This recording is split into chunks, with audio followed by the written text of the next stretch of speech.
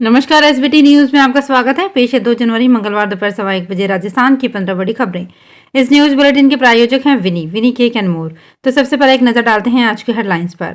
सुबह सैर पर निकले सीएम भजन लाल ने लोगों से की मुलाकात। खाटू श्याम जी मंदिर में मची भगदड़, 12 से अधिक श्रद्धालु घायल। योगीराज की बनाई रामलला की मूर्ति होगी स्थापित। भजन लाल सरकार, विभाग आवंटन के लिए दिल्ली में मंथन। इसी माह होगा 4 लेन का उद्घाटन, पीएम ने दिए तैयारियों के निर्देश। और अब खबरें विस्तार से। राजस्थान के मुख्यमंत्री भजन लाल शर्मा मंगलवार सुबह सुबह जयपुर में सैर पर निकले, जहां उन्होंने सैर सपाटे पर निकले लोगों से मुलाकात भी की। शर्मा मंगलवार को जयपुर के मानसरोवर सिटी पार्क में सुबह सुबह सैर के लिए निकले। इस दौरान उन्होंने पार्क में कुछ लोगों से बातचीत भी की और नववर्ष की शुभकामनाएं भी दी। नए साल के पहले दिन राजस्थान के सभी धार्मिक स्थल गुलजार रहे। बाबा श्याम के दर पर धूप लगाने के लिए रविवार रात से ही भक्तों का पहुंचना शुरू हो गया। सोमवार को सीकर जिले में स्थित श्याम नगरी में दिन भर भक्तों का रैला लगा रहा।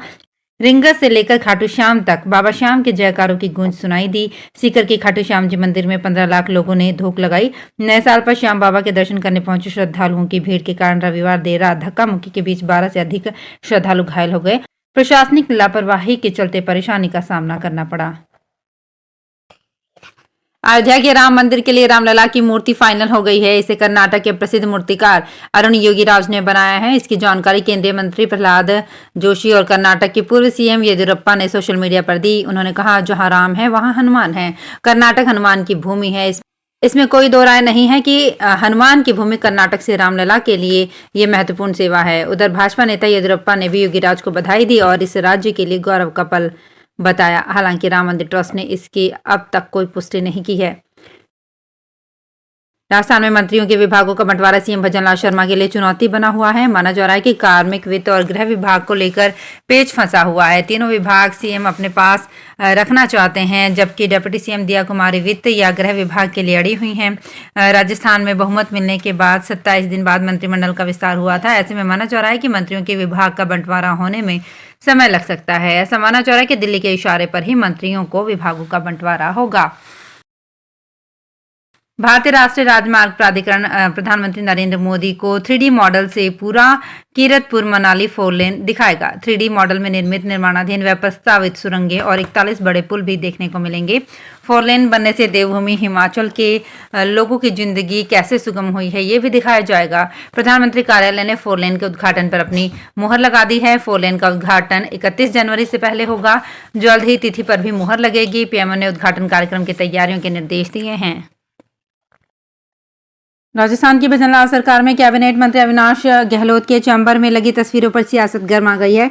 गहलोत ने सचिवालय के मंत्रालय भवन में अपने चैम्बर में विधिवत पूजा अर्चना और मंत्रोच्चार के बाद नए साल पर चार्ज लिया। मीडिया रिपोर्ट्स के अनुसार गहलोत के चैम्बर में उनकी कुर्सी के पीछे लगी तस्वीरों में महात्मा गांधी और संविधान निर्माता भीमराव अम्बेडकर की तस्वीरें नहीं हैं। उनके चैम्बर में आरएसएस के संस्थापक और पहले सरसंघचालक डॉक्टर केशवराव बलिराम हेडगेवार और दूसरे सरसंघचालक माधवराव सदाशिवराव गोलवलकर की तस्वीरें लगाई हैं। Confederation of all India traders के प्रतिनिधि मंडल ने सोमवार को राजस्थान के नवनियुक्त मुख्य सचिव सुधांशु पंत से जयपुर में मुलाकात की और उन्हें नया पदभार ग्रहण कर बधाई दी। प्रतिनिधिमंडल का नेतृत्व कैट के राष्ट्रीय उपाध्यक्ष सुरेश पाटोदिया एवं गोकुल माहेश्वरी ने किया। कैट के राजस्थान चैप्टर के अध्यक्ष सुभाष गोयल एवं प्रमुख व्यापारी नेता गोविंद रावत सहित अन्य लोग शामिल थे। राजस्थान के सरकारी और प्राइवेट स्कूल में 5 जनवरी तक छुट्टियां हैं, लेकिन सर्दी तो जनवरी के पूरे महीने में कड़ाके की रहने वाली है। बीकानेर सहित पश्चिमी राजस्थान में सर्दी ने दिसंबर के अंतिम दिनों में ही अपना रंग दिखाना शुरू किया है, जो जनवरी शुरू होने के साथ ही प्रदेश कोहरे की चपेट में है। मौसम विभाग की माने तो आने वाले दिनों में तापमान और गिरने वाला है। मौसम विभाग के निदेशक राधेश्याम का कहना है कि उत्तरी हवाओं ने पूरे पश्चिमी राजस्थान में कड़क सर्दी का एहसास करा दिया है। 30 दिसंबर से शुरू हुई सर्दी और पूरे जनवरी में रहेगी। आने वाले दिनों में सामान्य से कम तापमान रहेगा। 30 दिसंबर तक सामान्य से 2 से 3 डिग्री सेल्सियस अधिक तापमान था। बीकानेर सहित पश्चिमी राजस्थान में आमतौर पर जनवरी के अंतिम सप्ताह में सर्दी से राहत मिलनी शुरू हो जाती है, लेकिन इस बार ऐसा नहीं है। इस बार जनवरी के अंतिम सप्ताह में भी तापमान सामान्य से कम होगा। नववर्ष की शुरुआत होते ही हर वर्ष की तरह राजस्थान पुलिस ने 2024 की प्राथमिकताएं तय कर ली है। इनमें पहली बार गैंगस्टर्स और नकल माफिया पर सख्ती करना शामिल किया गया है। सोमवार को पुलिस मुख्यालय में डीजीपी यूआर साहू ने अपराध संबंधी 6 और प्रशासनिक संबंधी 3 प्राथमिकताएं तय कर दी है। अपराध संबंधी प्राथमिकताओं में पहली संगठित अपराध समूह, गैंगस्टर्स, नकल गिरोह और हार्डकोर अपराधियों के विरुद्ध प्रभावी निरोधात्मक कार्रवाई एवं कठोर विधिक कार्रवाई, महिलाओं, बच्चों, वृद्धजनों एवं कमजोर वर्गों की सुरक्षा के लिए योजनाबद्ध तरीके से प्रभावी कार्यवाही, साइबर अपराधों की रोकथाम के लिए पुलिस अधिकारियों कर्मचारियों को उचित प्रशिक्षण प्रदान कर तकनीकी संसाधन उपलब्ध करवाना और इसके लिए गठित इकाइयों को पूर्णतः परिचालित करना एवं आमजन को साइबर अपराधों के प्रति जागरूक एवं सचेत करना है। अयोध्या के राम मंदिर में 22 जनवरी को रामलला की प्राण प्रतिष्ठा महोत्सव के शुभ अवसर पर जयपुर में दीपावली जैसी सजावट करवाई जाएगी। इस दिन पूरे शहर में प्रमुख चौराहों, सरकारी भवनों और मंदिरों में 5 लाख से ज्यादा दीप जलाए जाएंगे। निगम ने इसकी तैयारियां शुरू कर दी है। मंदिरों, प्रमुख सरकारी भवनों और चौराहों पर विशेष रोशनी की जाएगी। इसके लिए बाकायदा व्यापार मंडलों और सामाजिक संस्थाओं से बाजारों में रोशनी करने की भी अपील की जाएगी। राजस्थान लोक सेवा आयोग की ओर से नए साल में भर्ती परीक्षाओं की शुरुआत 7 जनवरी से होगी। इस दिन कॉलेज शिक्षा के लिए सहायकाचार्य, लाइब्रेरियन और शारीरिक प्रशिक्षण अनुदेशक भर्ती 2023 का आयोजन होगा। परीक्षा दोपहर 12 से 2 बजे तक होगी। राजधानी जयपुर में इसके लिए 180 परीक्षा केंद्र बनाए गए हैं। इन केंद्रों पर 64,188 अभ्यर्थी परीक्षा देंगे। नए साल के दूसरे दिन भी आज सीकर जिले में घना कोहरा छाया रहा।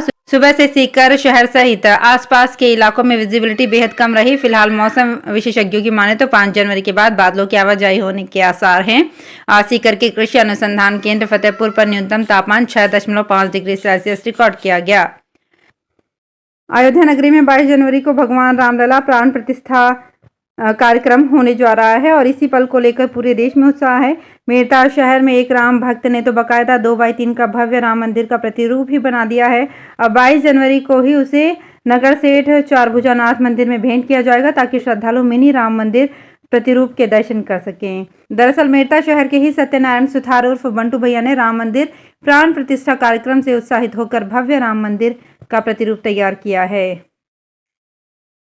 हिट एंड रन केस में बस चालकों का दूसरे दिन भी प्रदर्शन जारी रहा।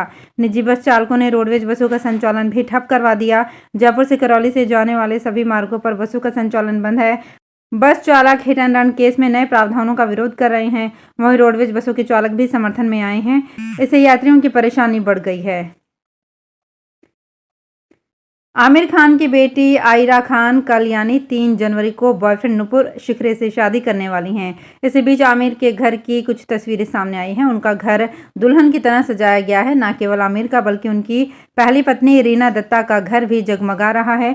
शादी की तैयारियां जोरों से चल रही हैं। फंक्शन के चलते आमिर को कई बार एक्स वाइफ के यहाँ आते जाते देखा गया है। एक्टर एक्स वाइफ रीना के साथ बेटी के लिए ज्वेलरी शॉपिंग करते हुए भी देखे गए थे। तो फिलहाल इस बुलेटिन में इतना ही। फिर हाजिर होंगे कुछ और बड़ी खबरों के साथ।